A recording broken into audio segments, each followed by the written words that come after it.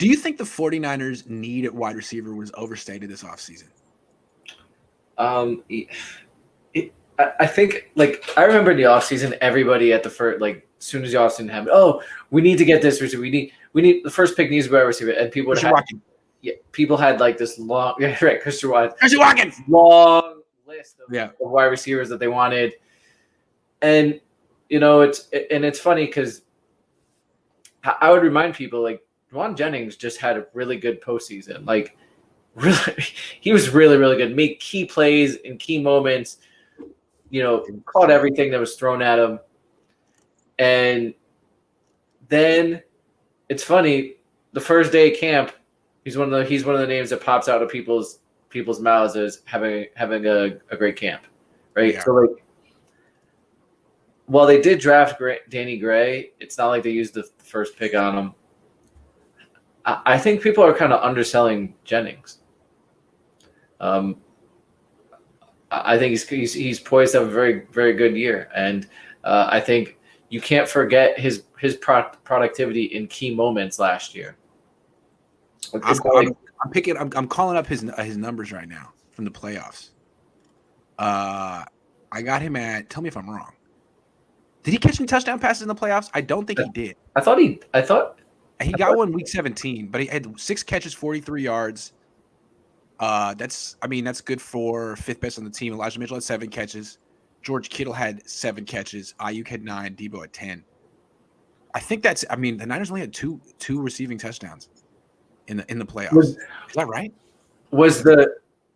Juwan Jennings and Elijah Mitchell. Elijah Mitchell took Juszczyk's touches. Juszczyk had 2 catches in the playoffs. Because the quarterback in the playoff was lighting it up, right? Like, he was so good. He was winging it. He was just winging it around. No, Juwan Jennings definitely 6 catches. Kittle had 7. I mean, there you go. He didn't have as many yards, but he was targeted in very specific ways too. Third down, red zone, and he came through. Right. So yeah, I think people are underselling Jennings, and obviously you started talking about Ray McCloud. I think Vish was one of the first guys on him, using him as a wide receiver. Barry Baller 18. Yeah. He had it just like Arden Key. I just want to say real quick what I saw from him. He looks good. He looks like a legit slot receiver, not just a gadget guy. Yeah. And he had a lot of targets last year in Pittsburgh. He played with Josh Allen. I think what I saw is a guy who's very confident in his hands and catch the ball away from his frame over the middle. So, he looks like he's probably going to be right there with Joe. He might get more targets than Jennings, but both of those guys, they seem like a really ideal slot tandem. One guy 6'3", one guy 5, whatever, 9, 7, 8. Yep. Yeah. Nice little combo. And I think Gray is just they're gonna use him in Travis Benjamin role, just use him to take the top off the exactly. Top off. And whatever they get out of him is a bonus, is a plus. If he develops into something more, then it's a plus. So I think he was the 17th or 18th wide receiver drafted. You can't have super high expectations, but I do think he should be better than Travis Benjamin right away. I do, seriously. And Travis Benjamin would get targets. Big time down the field targets on shot plays. They would call shot plays for Travis Benjamin. Crazy. Sorry, Travis. But it was like, you really wanted it for him? Yeah, I think they're going to do stuff like that for Danny Gray. But real quick, I think that little trio of Danny Gray, Juwan Jennings, Ray Ray-McCloud, they can all be the number 3 guy in different situations. They're correct. They all complement each other. It's a nice, it's a nice two nice additions to Juwan Jennings. But what really quick, what I wanted to say was, I'm watching Jennings. He did play well, but he started outside last week because Debo's not there. So he went up against Travarius Ward early on. I don't know what what you would expect, but Travarius Ward handled that. So Jennings is really at his best in the slot as a, which is cool though. He's getting some opportunities outside. It's not like he's exactly built for that. But he also, how many other teams have that corner? There's only one Travarius Ward in our hearts and in our when you look let's look in the division, right? You've got Jalen Ramsey, obviously he's the best corner in football, but he's not going to be on. He's going to be on Debo, right? So you're right. Yeah. I just think it was interesting in practice. Basically, what the secondary forced Trey to do was he didn't test the corners very much. He looked at Mosley and Ward was like, I'm going to check down to running backs, tight ends, and when I get the opportunity, I'm going to hit the dig over the middle. He hit the dig over the middle 6 times. And the guy he hit twice to Ray, twice to Dwelly. I can't make this stuff up. I'm just reporting what happened. And that's what he should be doing. Like, they shouldn't be forcing it to any. I mean, people kill Aaron Rodgers, but that's what that's what he makes a living off of. Like, that's right. And look, I think if Lance felt he had a matchup advantage outside, he'd be attacking it. I've seen him throw outside a lot, but on this day, he was like, "No, Debo, Dwelly's open."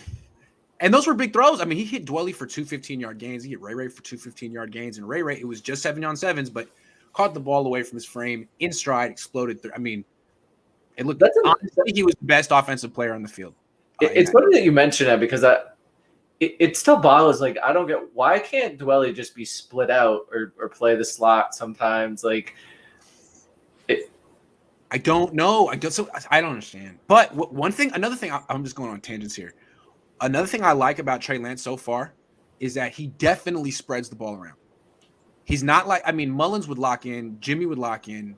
Lance makes a point of throwing the ball. I mean, at least in practice, he spreads the ball around. And if you go back and watch it look at the box score from the Houston start. He hit a bunch of different receivers in that game, which is nice. It's a nice thing to do. It's generous. Right. But I think the key is really, I think he's just hitting the open guy, right? That you want to do that. That's important. Yeah. I mean, I think that's what he's hitting the open guy. Like, and especially at this stage, right, where it's in camp, like that's what you want to get used to doing. Like, there's not you shouldn't be trying to force balls to anybody at this point. Yep. I think what we saw a lot to wrap this topic up with Jennings, he went off last year, but he was a 4th option on a team where the top 3 options are Kittle, Debo, and Ayuk. So there were times where Jennings was wide freaking open because teams were so freaked out about stopping the other guys. And like he had like uncontested touchdown catches. And I think what we're going to see is Danny Gray and Ray McLeod benefit from the same type of phenomenon. Like when you're worried about how do I stop Debo and Kittle and Ayuk, it's like, Ray McLeod end around for 30 yards. That's tough. I think each of these guys are really good 4th options in an offense. And then you got the running backs that I haven't even mentioned. And then obviously the deep ball. I mean, I know like you mentioned Kittle. I think last year, Kittle's shown he can be a red zone threat. Now you're talking about a guy that really can fit it in there for him. You can throw it up and let him high point it, which Kittle has shown he can do. I mean, absolutely, he has shown he can do it. He made a lot of those catches last year. Yeah, didn't he do it? He did it. He did it with Lance on the 3rd down, right? Oh, yep, absolutely. Brian, thank you for resubscribing. I just wanted to say that. You know who else? You don't know who else who can high point the ball? Ross. Yeah. Apparently Ray, even though he's not that big.